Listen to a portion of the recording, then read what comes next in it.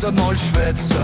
Der Garten sieht aus wie Sau. Ja, no gang halt naus und schaff die größte VfB und auf meine Kolber. Du hast vergessen, deine Mutter kommt. Ja, no lasse halt kommen. Hast du eigentlich nix zum Sagen? Ja, Freile, es fehlt mir, ey.